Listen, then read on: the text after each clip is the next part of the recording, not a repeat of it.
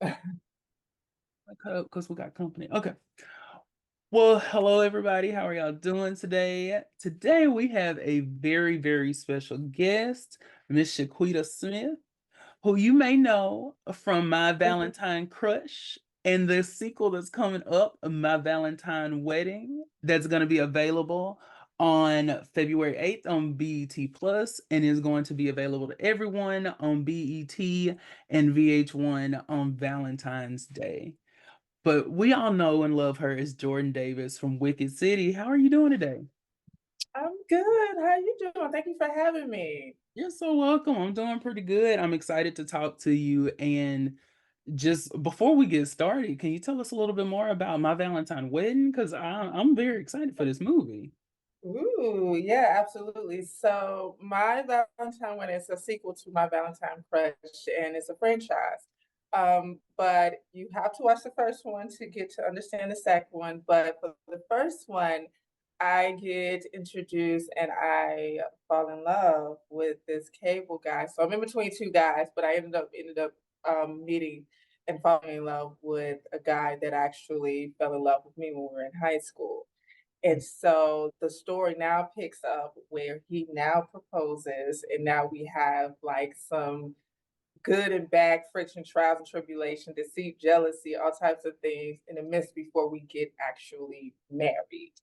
So it's called My Valentine Wedding because last year we met on Valentine's Day. This Mhm. year we're going to get married on Valentine's Day. So it's Woo. My Valentine Wedding. So you gotta watch it. I don't want to give a lot of spoilers, but it really touched on, you know, finding the right one, and is marriage really, really something that you really want to do, and you know the good, the bad, the ugly, and it's a cute romantic love story. So it's raw and uncut. So it ain't like, some people have like those stories where it's like, oh my God, it's so beautiful to give. No, no, no, no, no, no. You got all types of things that's realistic. And I think people are gonna really appreciate it. So catch it. Catch it. Watch it. So basically, this ain't Hallmark. We ain't on Hallmark. We This here ain't for the Hallmark real at all. story. Well, I can't Mm-mm. wait to see it, and I can't wait for everyone's reaction to it. I can't wait to see it on social media because my girl has been booked and busy lately. So I'm hyped. Trying to get these coins, eating them up, eating them Li- up. listen, by all means necessary. So today we are here to talk about Wicked City, episode Mhm. 3 of season 1. And this episode had a lot happening that I remembered, but it was like this episode was like tense. And Ooh. what's funny about going back and watching it is like I feel like Jordan is not on 10 the whole episode, but she's just kind of like wanting to be on 10. So we'll Mm. we'll get there. We'll get there. So so the episode starts off and we are with Mona, and Mona's sitting at her computer just doing a couple of things, and it starts malfunctioning. We see that her powers are she can't turn the computer off, and her powers obviously aren't working. She is in distress. There's Okay. just it just seems like it's just straight chaos. And she walks past a mirror and we see this white figure, this white painted figure that, Mhm. not gonna lie, is very kind of disturbing. Creepy. Yeah. Yeah, creepy. Yes.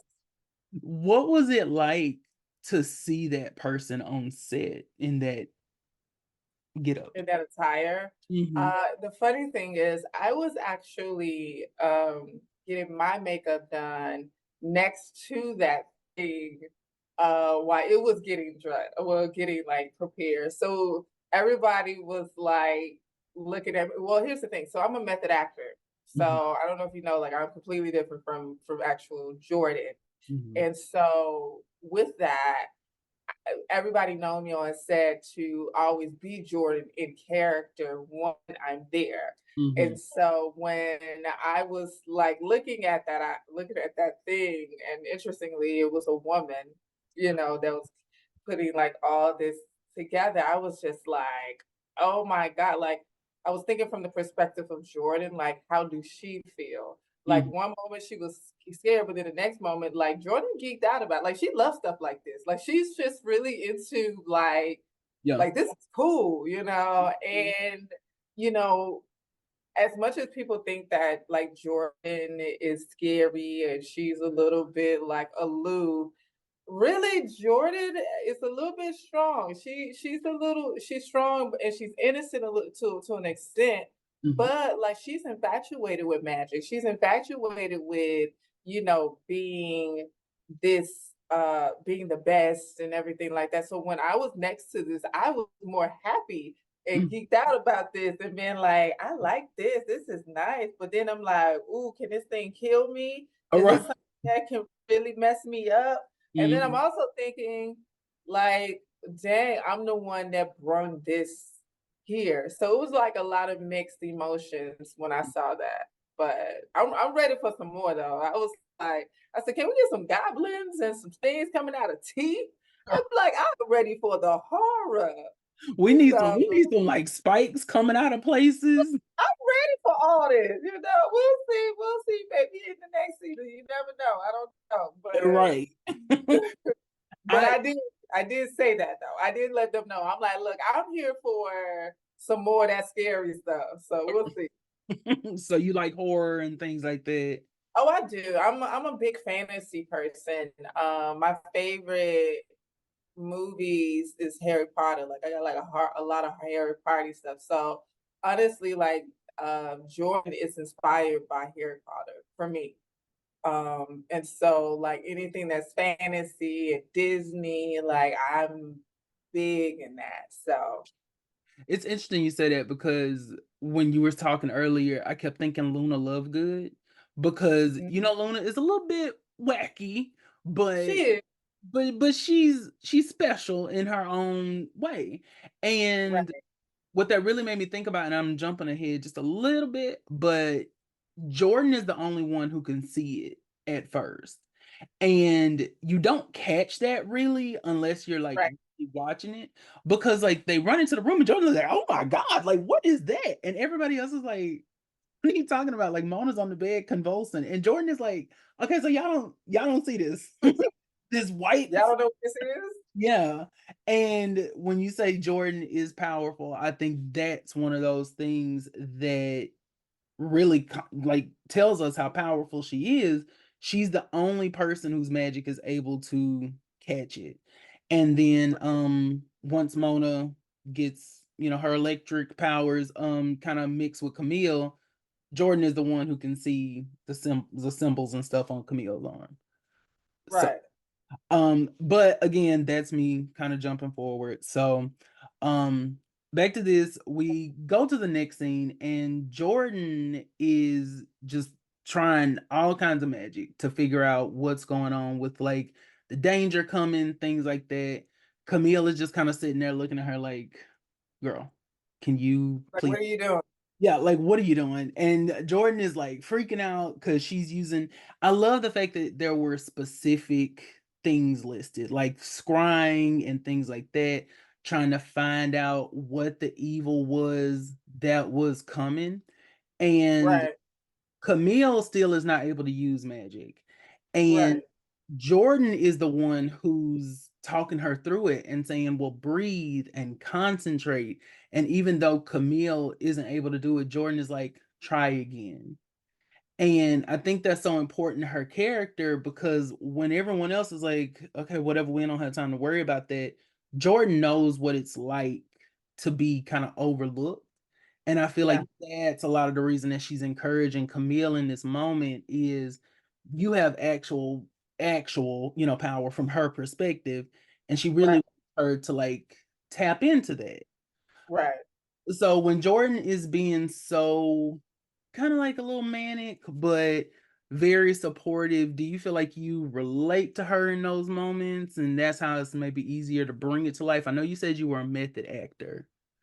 Well, there's moments of me in Jordan, to be perfectly honest. Like there's a lot of childhood trauma for me that I went through as a child that I really can go deep into that space when it comes to Jordan, feeling like you're not good enough, feeling like, I was adopted.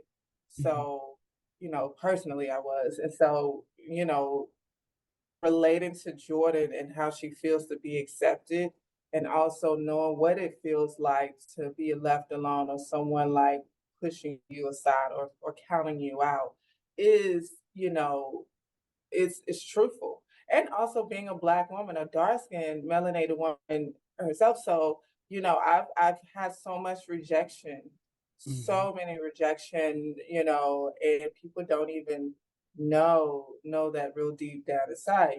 People see the glorifications, but they don't understand like what you have to go through and do when you're closed doors.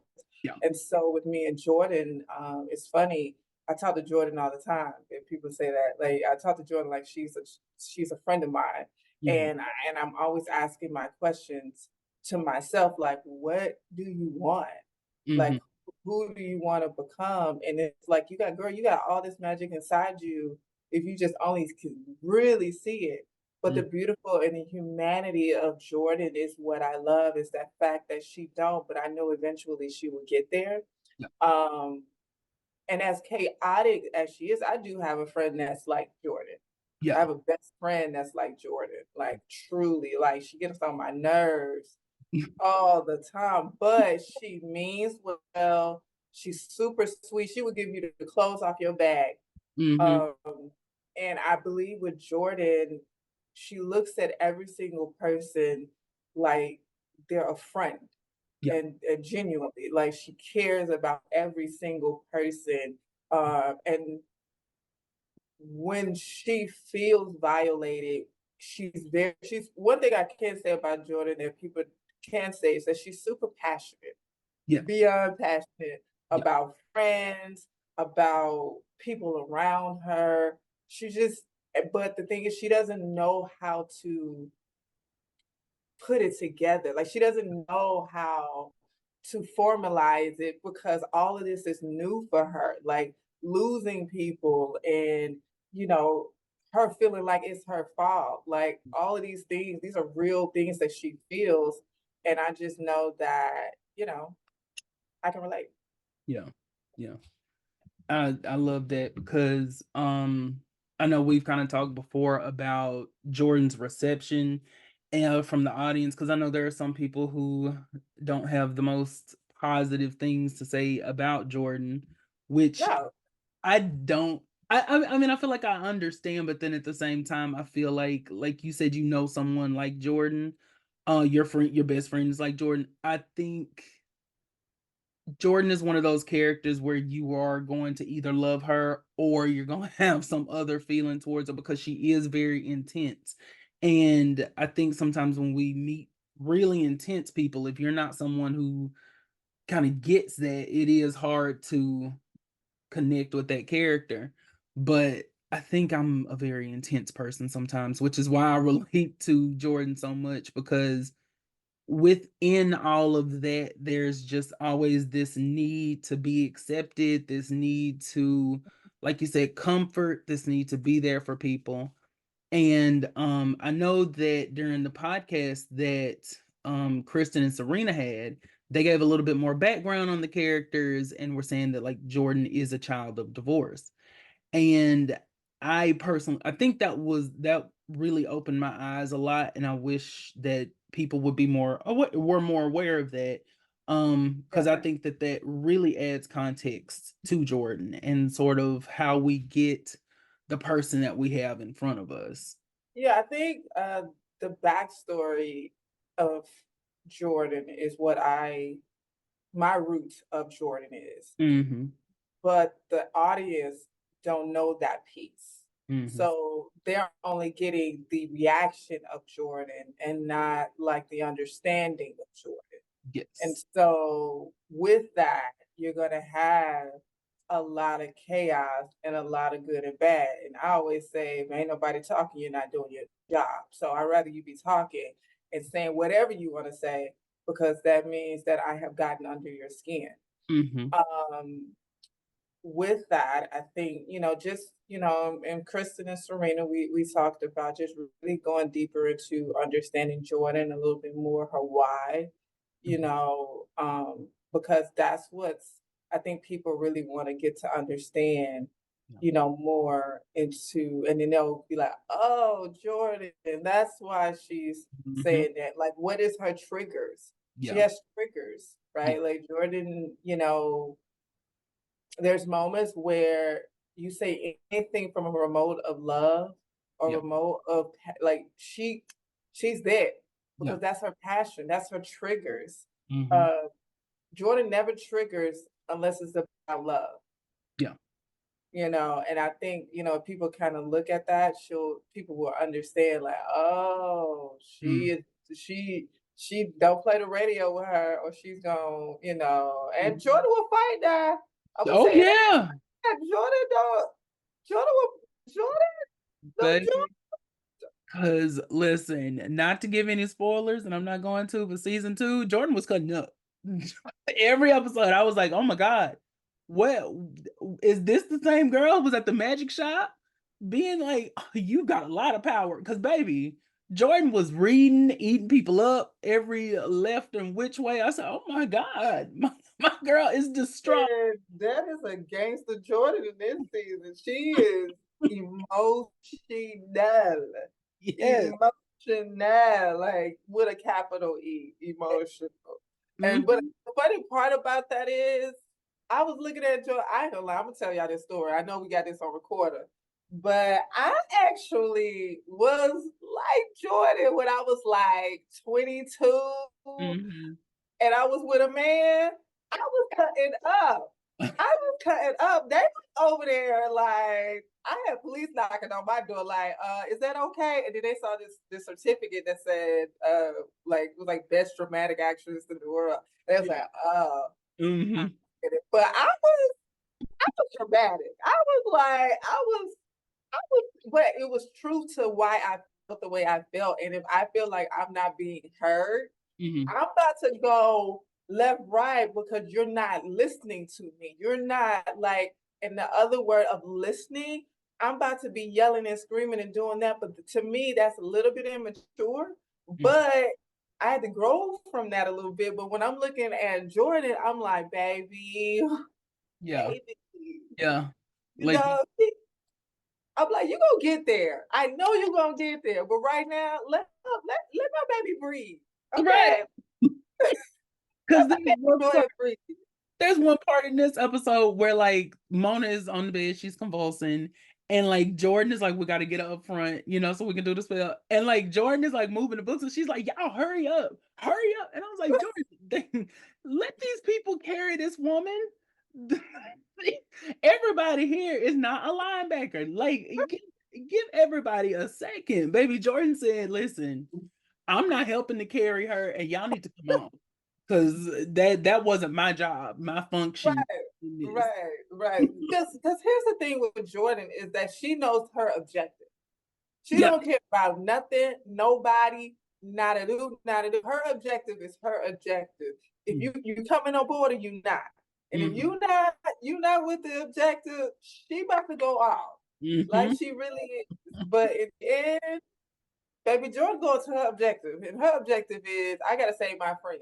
Yeah, exactly. Exactly. And you can even see that in how the story starts. Like the whole thing with Mona in the first place is because Jordan is hyper focused on getting more magic. Like that's her whole thing. She is obsessed with it to the point where Tabitha is like, "Girl, you need to let it go. You can't even put this cup back together.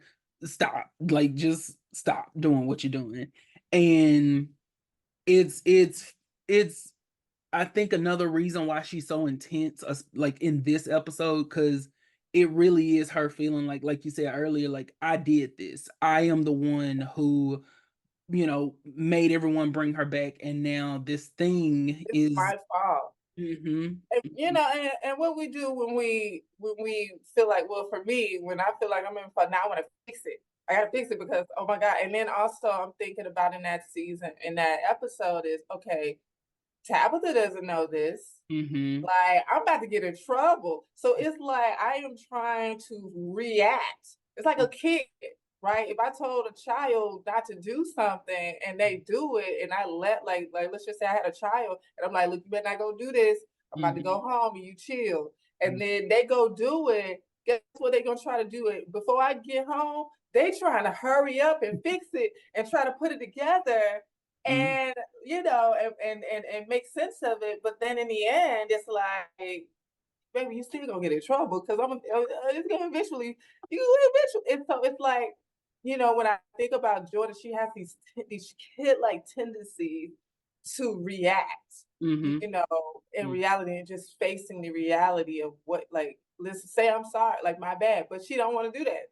She don't want Right. to do that. She want to fix it on her own, and it Mhm. just keep getting bigger and bigger and bigger and bigger, and Mhm. that's where that hole is.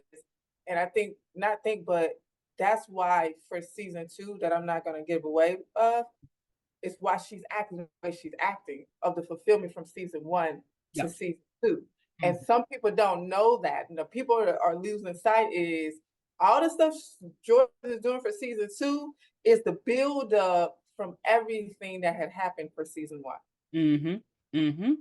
And I think another thing, going back to the child of divorce thing, that might be why she's so eager to try to fix things. Because 'cause I'm not a child of divorce, so I'm not trying to speak for anybody, but I know people and have read things that kinda children of divorce typically take that on and feel like there's something they could have done to They prevent. could have done, yeah, yeah. And so internally, she has a lot of emotions that she truly hasn't told anybody. I'm gonna just be Mhm. honest. Mhm. If you notice, like, throughout the whole season, she's never said, like, that is my fault. Yeah. Yeah. Yeah. You see it, but she never really admits, Mhm. like, I feel this way. Mhm, mhm.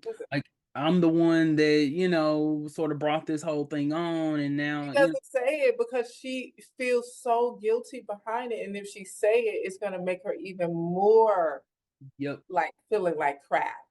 And Mhm, so it's just, it spirals out of control. And so what I want people to really take away from season 1 is that Jordan is internally struggling with mhm. so much inside her head, and she's screaming for help. Yeah, yes, She's yeah, screaming for help, and no one is truly listening to mhm, her inside actions. yeah. And it's sad because, like, in this same episode, Tabitha is like, "You can tell me what's going on if you did something and I can help you," but she not to say she doesn't care, but she's trying to get information from Jordan. Like, it's more than just being like, "I care about you." It's like, "I'm trying to find out what's going on." So, like, from Jordan's perspective, Tabitha really cares, but us as the audience, we know, like.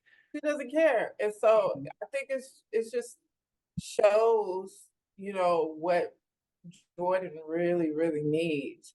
And mm, she's crying out for help, and you just see it. yeah, So, and a lot of times I feel sorry for Jordan because I mhm. just knows what it's like when you're screaming for help and no one sees it, feel it, or hear it. Yep. Yep. Trust me. I've been there myself. And that's another reason why I think if people really watch Jordan, they would probably relate to her a little bit more than they realize. Um, I think if we had time to maybe spread it out a little bit more, maybe people would feel different. But hey, I'm not Right. an expert. I'm not a movie editor or anything like that. So You're fine. so the next scene is Sharice and Taj in the bathroom. And I was very caught off guard. I was like, "Oh my God." I said, Mhm. "Sweet merciful Jesus." I had to clutch my pearls, child.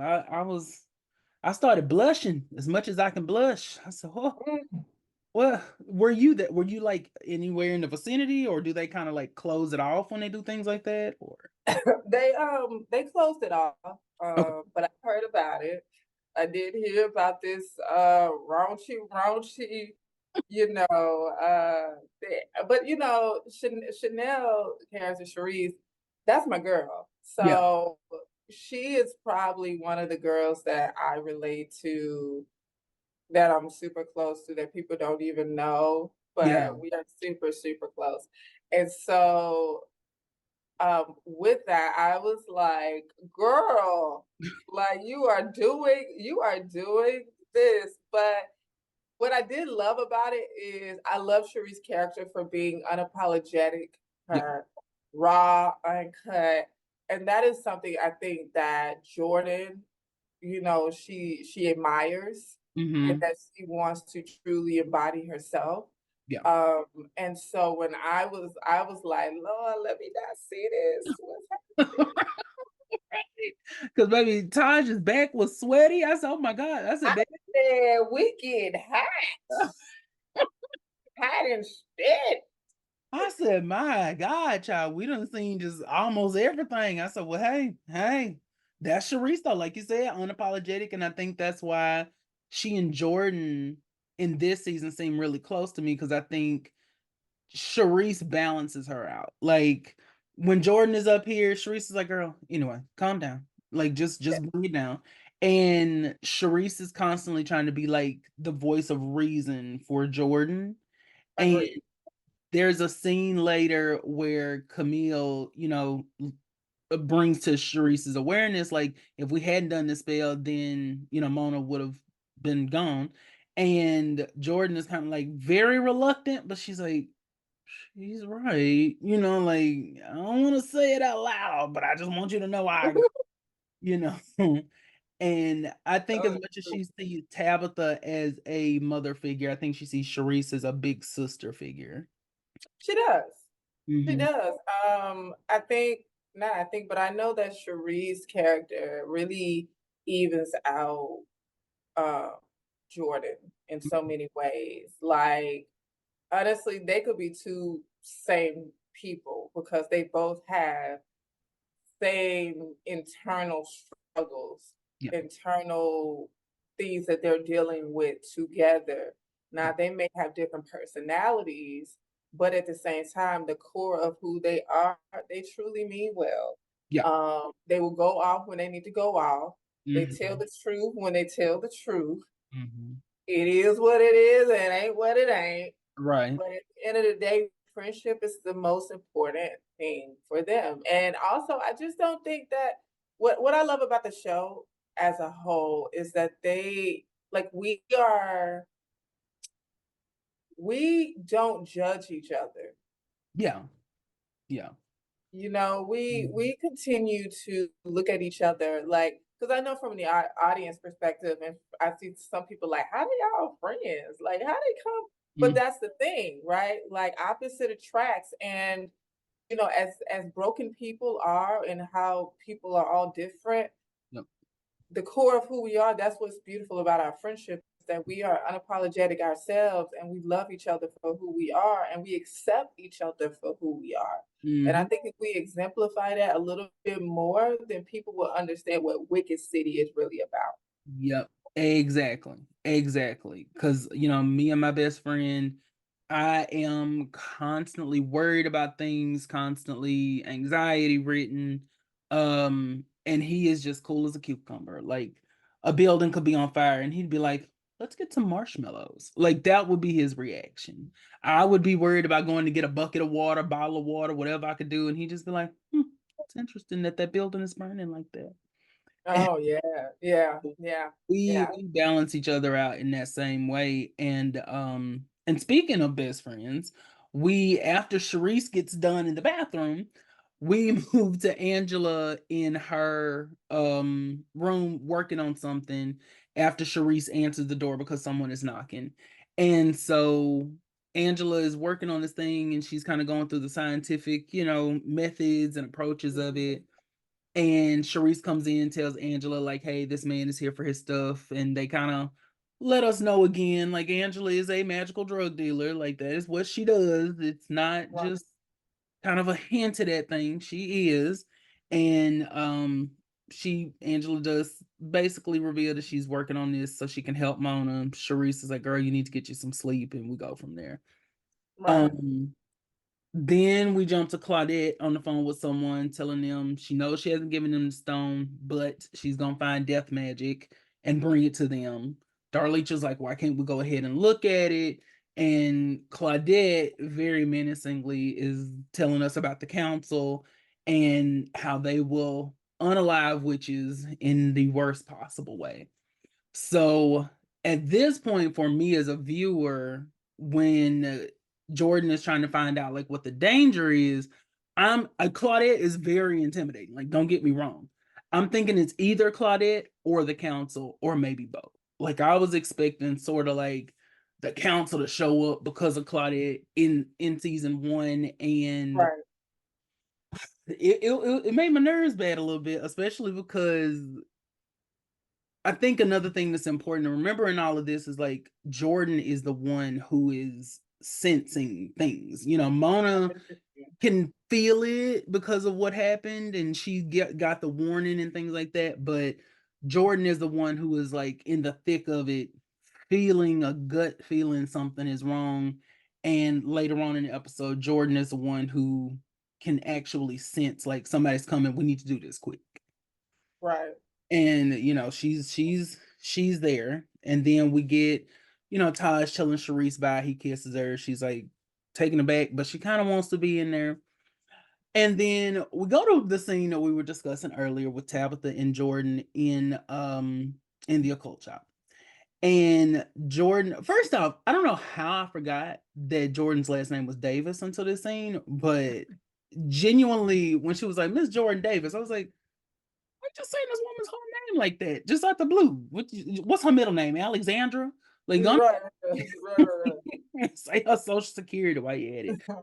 But that was the scene where, you know, Tabitha is being very loving towards Jordan, and she's just like, you know, you can tell me anything, and have you been doing something dangerous? Because Jordan is just like, hypothetically, if there was something dangerous coming, would you have felt it? And this is kind of where we see like Tabitha may love Jordan, but right now love ain't got nothing to do with it. We are pumping her for information. Um, so for you, how did you and Vanessa, like, did you like your back and forth? How was that? The back and forth throughout the whole season of season one. Yeah, kind of like, did you feel like you could tell Jordan was looking to Tabitha as a mentor and that's what you kind of brought into the scene? Or was it just kind of like, okay, I'm just gonna play it by ear each scene and go from there? No, no, no, no. I'm big on relationships and Hmm. understanding who a person is in the scene to me. Because every time that I look at that person, I have to understand how they feel and what relationship that looks like for me. Yeah. Um, with Tabitha, I had to personalize her as my grandmother, Mm, who adopted me. okay. So she was more like that mentorship, that mother figure that I look up to and I'm always looking up to. Hmm. So when I gave that analogy earlier about the mother leaving and then, you know, trying to figure it out, that's the energy that I have when it comes to, you know, Miss Vanessa, and we worked extremely well together. You know, in the first season, which was really good because we got an opportunity to talk and do some repetitiveness when it comes to the work. And I just know for each scene, I'm like, do I tell her? Do I not tell her? No, I don't think I want to tell her because it's in my mind. I'm like, I'm going to get in trouble. I don't Yeah. want her to look at me like I'm a Right. bad person. And Mhm. then two, I the other layer of that, right, to me is because I was adopted personally, Yeah. and for I kind of personalize it with Vanessa saying, Mm, okay, if she took me in, mhm. I don't want her to look at me in a negative way and say, "You know what? I don't wanna deal with you anymore," Yeah. or, Yeah. like, let me go. So, it was a fear of her not helping me again.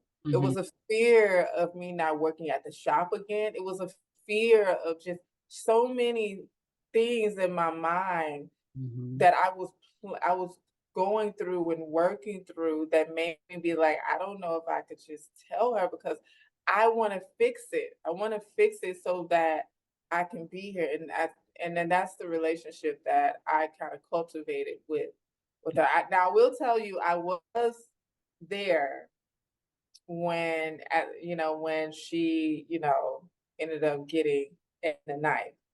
Oh. I was there and I cried. Yeah. I cried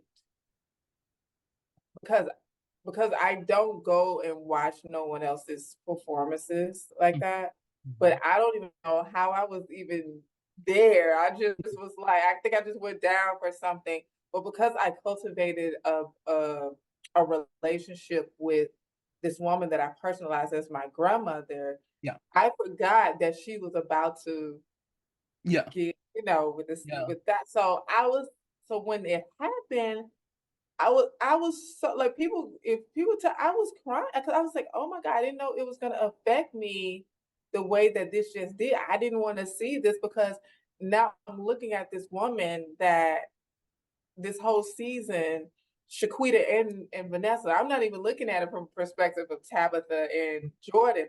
I'm Mhm. looking at it at this woman that I really do care for and I want to be around that just fail with blood on it. Like Yeah. it Yeah. was a lot. So relationships to me matter, and that's how I process it. That's how I work. Okay, okay. And I think that that shines through because in the same scene, Camille comes in, Tabitha is being like very dismissive, very mean. Like I was kind of like, do you not like this lady in real life? Like, what is going on?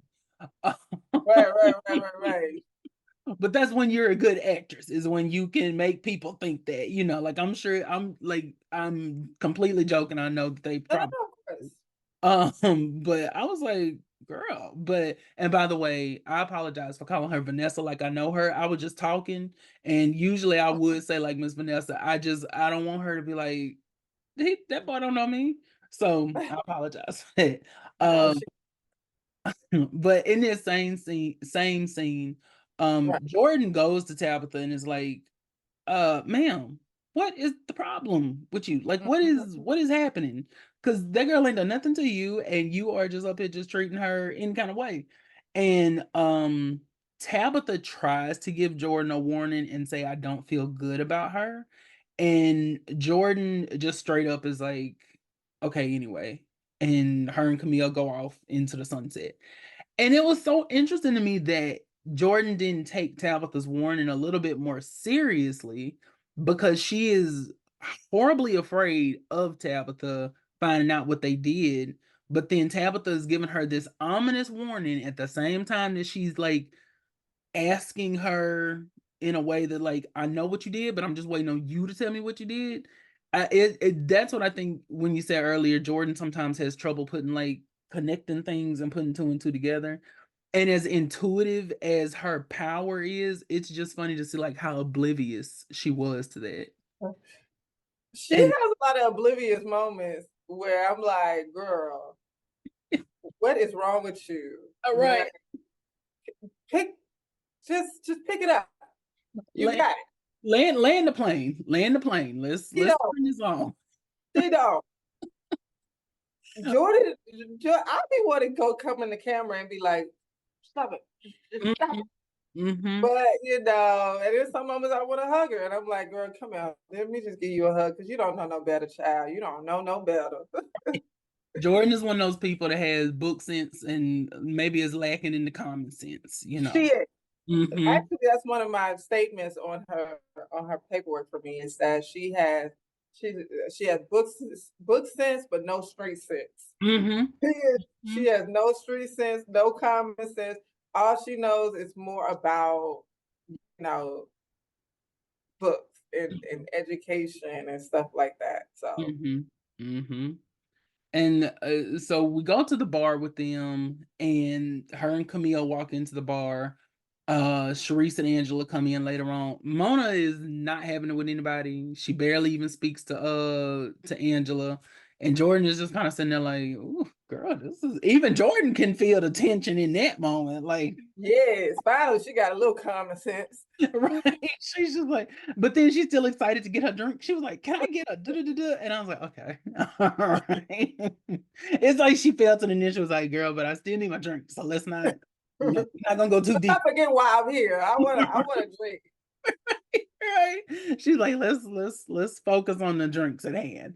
And Mona, like I said, is completely icing Angela out.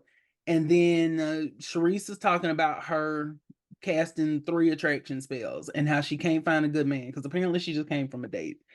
And Jordan is looking at her like, girl, you know those spells don't work. And everybody else chimes in and tell her like Taj is your person. And Sharice doesn't want to hear it because she's like, I don't want to, mess up our friendship. And Jordan kind of starts talking about herself and says she's like the definition of an awkward black girl. And Mona just like snaps on her. I was like, can you stop with the insecurity? It's so aggravating. And Jordan's looking like, my let me stop talking. Because I was kind of thinking like, Jordan, this is the moment. This is the moment where you need to start, standing up for yourself a little bit. Yeah, she don't. Yeah. And it's her friend, so it makes sense that she's not going, But Mona's powers start to malfunction. She is like having a breakdown, meltdown, everything else. And Angela goes to the bathroom. Sharice tells her, stop being, mean to her friend. And that's when Mona says that she pushed her away essentially so she could protect her. And Jordan and Camille, it's so funny in that moment because Jordan and Camille look like they kind of got some tea, like, oh, girl, you- I don't know, Like, what's happening? like, girl, they told you that. I don't know Yes, why that was so funny to me. It was like, it's like you can tell Jordan is the one that's taking the most to Camille, and Jordan was like, girl, we're going to talk about that later on. I'm gonna call you, and you better answer too, because I got some things to say. I got some tea for you. Exactly. So then we switch to Mona, and Mona's at home. She seems like she's in pain. And when she wakes up, the Wraith has taken her over. Like she is Dunzo. The thing is like, but then the Wraith is like living his best life, listening to music the next day, going outside, just having a good old fashioned time. I was like, oh, how did this Wraith come from the other side and knows what an iPhone and earbuds are? That right is right. The, Okay. listen, the Wraith said just because I was on the other side don't mean I hadn't been paying attention. So Mm-mm. I Mm-mm. Rafe said, I'm having my debut. So that's what he said that day. was like, listen, I'm part of the coven now too. So Come on. so Mm. let me go I got ahead and listen to this Beyonce. check. Mm-hmm. Give me my check for being a race. Right. And it better clear. Like that was the way the Wraith was acting. Was like, baby, I'm ready for this direct deposit to hit. Um, so Caden sees the Wraith and is, or sees Mona, and it's like, something's going on. So then we switch to Claudette, and she has like a stone. I think that it's a stone. I'm not 100% sure. It looked kind of like a bar of soap. I wasn't sure what it was. I just assumed it was a stone. And Darlitra saying that like her connect is saying that the council's been secretive, but they dispatch Caden. Claudette is very interested at this point because she hears Caden's name and realizes her and Tabitha are in the same place, and she's headed on. So they're headed to Atlanta, and Tabitha is talking to someone. Is like Kendria sent here her, but it's funny because this is completely random, has nothing to do with the story, but Tabitha says Kendria instead of Kendria, and I don't know why that was so Oh, funny. yeah, It was yeah. like, and I know it was probably like a slip of the tongue, but I don't know why I caught that. Like it was just like Kendria sent her, and I'm like, who is Kendria? And I was Because like, you're like, wait, that ain't her name. yeah, I was like, I thought that lady's name was Kendria, and Right. like, oh, okay, we're just gonna glaze on over that. Mm-hmm. And so Camille is going back to her, I'm assuming Airbnb, and she's smelling her mama's perfume, looking through her things like that. And she completely left her trunk open initially when she took everything in, but then it was closed when she came back out. So I said, okay. And she's going back to the apartment to see Jordan and everyone. And Caden is standing there again, very ominously. And she gets there. Jordan is hyper focused on whatever it is she's doing, reading or whatever she's doing. And very casually, it's just like, yeah, Mona's acting real weird. She brought a man home. I don't know. And I was like, oh, we're just gonna just move on past that, huh? It was so funny for Jordan, especially because Jordan is always like, Mona's acting real weird. I could see her being like, Mona brought a man home. She never does that. But instead she's like, yeah, she brought a man home. And that was, I was like, oh, okay. All It right. was very cavalier, like, she Yeah, just it just very, we're putting the information out there. And Camilla's like, is it Mona making the lights flicker? And Jordan's like, yeah. Like, okay. I was like, Jordan has been on 10 since the show started. And for some reason now, with the lights flickering, Mona bringing a man home, and we're trying to figure out how to do all of this. Now Jordan is like, mm-hmm. like, okay, it is what it is. Yeah, Jordan is like, yeah, now everything is normal. Now this is why I feel normal. I was like, okay, Jordan must have taken her something because my girl was cool as a cucumber in that moment. I don't know what she had, what she did, but whatever it was, I want some of it because she was on cloud nine. And I Yeah. just, it was funny because it stood out because like every time we go there, Jordan is like jumping. She's just like, you know, Extra Ritalin or something. yeah, like I guess Jordan said, okay, I'm going ahead and take the medicine today. Like she said, whatever it is, I'm going ahead and do it today. Today is the day. So, at this point, the lights start flickering even worse. Everyone goes in to, see what's going on. This is the scene that tickles me because Jordan is like, what is that? Camille is like, what is what? And Jordan is like, the thing, you don't see the thing, like the thing is right here. And so we see that the man is like going to Like, the great yonder and I think he was dead, but I'm not 100% sure. And Camille goes to take Mona off of him. She gets like electrocuted or whatnot. Jordan sees the symbols. Jordan's like, now Jordan is freaking out at this point, like, what's the symbols on your arm? And Camille's like, right. what are everybody is kind of like, what are you talking about? And she's just like, the symbols on your arm. And so it's so funny to see that because Mona starts crying. The man is still laying here dead. They say, okay, we need to call Sharice. And Taj and Sharice are having their conversation in the bathroom. Sharice gets on over there as soon as she, hears what's going on. So Sharice starts reading. She's talking about the wraith, explaining what it is, and that when Camille touched it, the power surge must have made the markings visible to Jordan. So that's a moment too where she says we never should have done it, and then Camille says, "But Mona would be dead," and Jordan is like, "I mean, girl, she is right." I ain't trying to, get involved, but she is right. And Sharice is completely against unbinding Camille. And Jordan is like, we need her power. We need to do this. Everybody's like, we need to call Tabitha. And Jordan is adamantly against it. And this is another part that tickled me so much. Everybody is being like, okay, we are in over our head. We need to do this.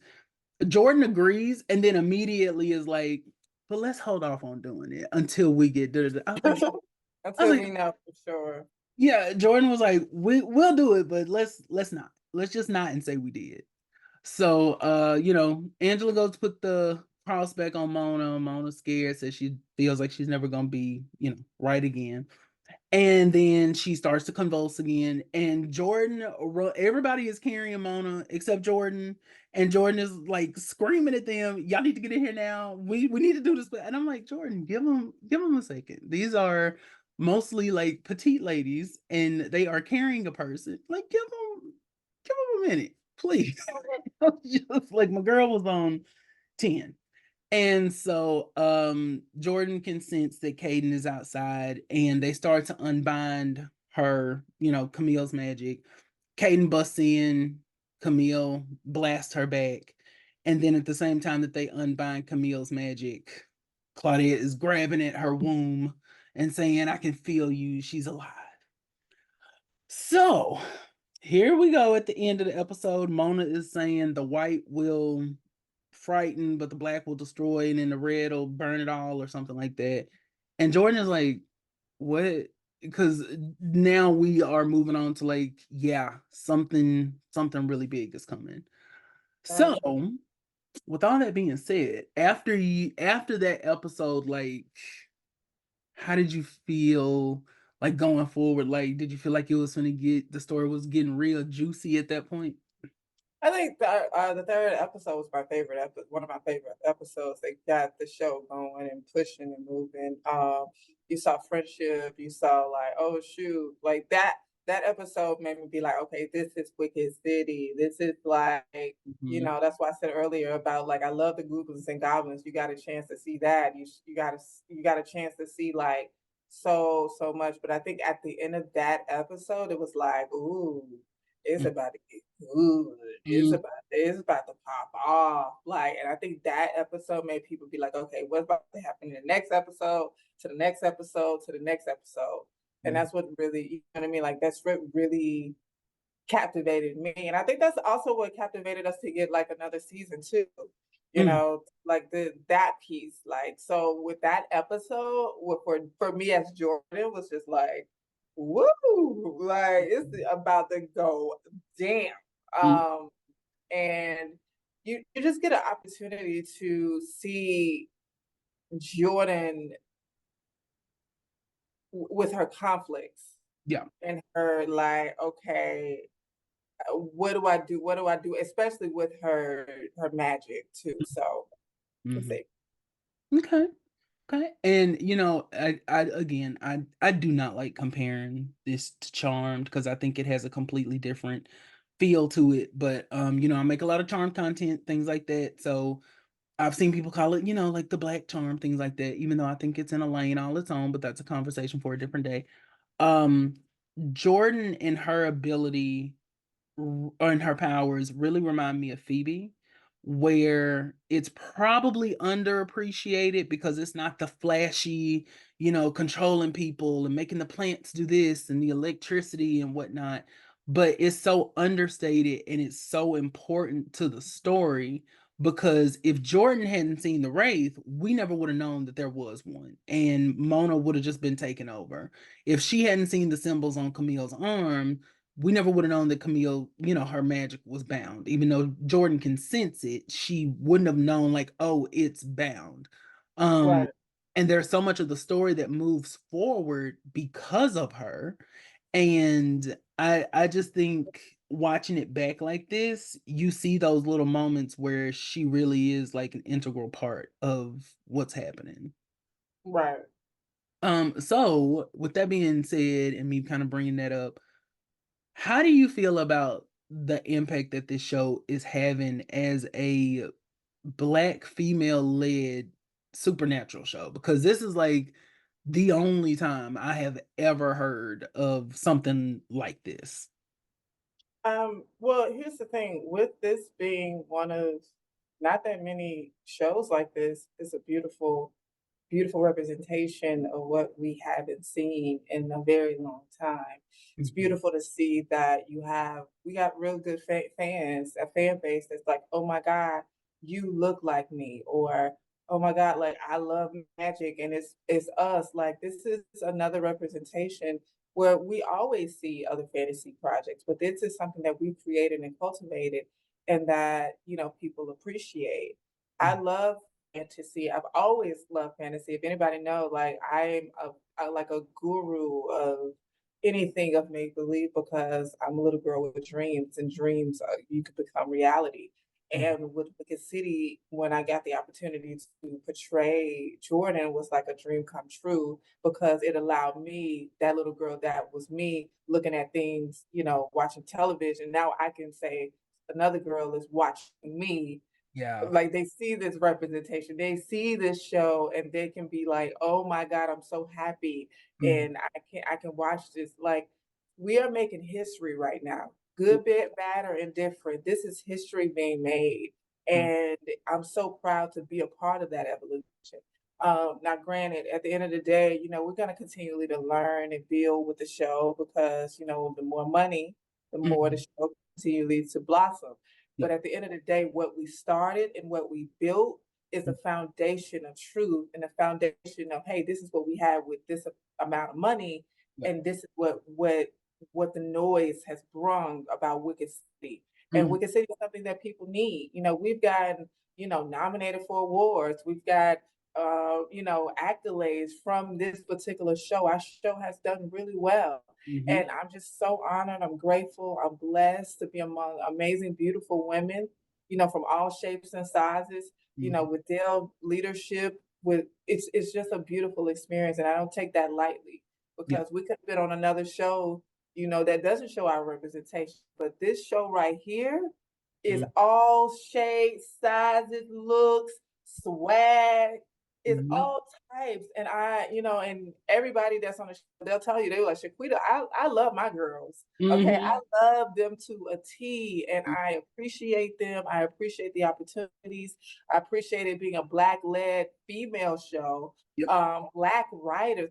Let's give some homage for it being black Mhm. female writers. Chris and Serena put their foot Mhm. in the city, and they're going to continue to do extremely, extremely well. I know that they are, but just to know that the noise that we are bringing and the audience that really loves the show, like it's a movement. Yep. So Yep. that's how I truly feel. Good. And like you said earlier, like seeing dark skinned people, specifically dark skinned women, just like I was just like, and there wasn't just like one that's that stereotypical like Different, yeah. who's just always angry and And that's the other thing, right? Like we're young, we're all different. Like it's I always say, pick your poison. Which hmm poison you want? You want the sassy? You want the book smart geek? Do you want the like Yep. what poison do you want? Because we have all different representation of that. hmm Do you want the Claudette, the vicious? Do you want, like what do you want? We got it all. We got Yep. it all for you. There is not one personality that's not in this show that we don't have. That's And that's one reason why I really, really love Wicked City, because it's like, man, I want to be like Destiny Child.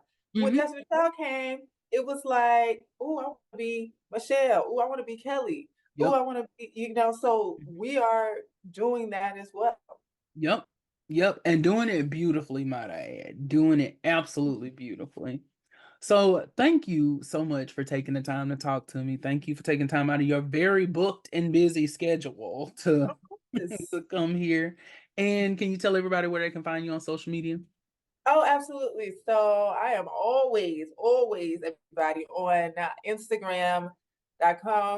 DM me, follow me, do all that. Shaquita_official. You can see everything that I am doing. And yeah, definitely watch my Valentine wedding. Please, please, please. And I'm also on Twitter, real Shaquita on Twitter, Threads. I know that's the new thing. Mhm. So Threads, real Shaquita. So yeah, anything Shaquita. Yeah. I'm the Shaquita Smith. So ping me back. I got you. I got you.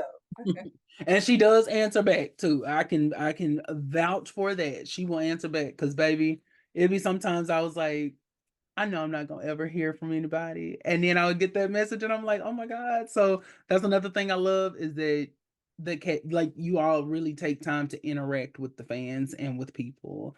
And that makes such a difference, especially in a show that's still up and coming. Yeah, absolutely. So we're gonna go ahead and we're gonna take our little complimentary selfie. I'm trying to make this a little, Okay. the little end of podcast thing, and we can post it. So all right, so 1, 2, 3. All right. Well, thank you so much for joining me. You're welcome. You're welcome. Thank you. I had a really great time. I really did. We got to do it again. Oh, hey, listen, you are welcome anytime. You let me know and I will make myself available. Okay, maybe I have some margaritas or something. We just, what I'm saying, have a little drink over here. Okay. Listen, toast it up. I'm ready. I am ready. All right. Well, look, thank you so much, and I'll talk to you soon, okay? Okay. Bye. Bye.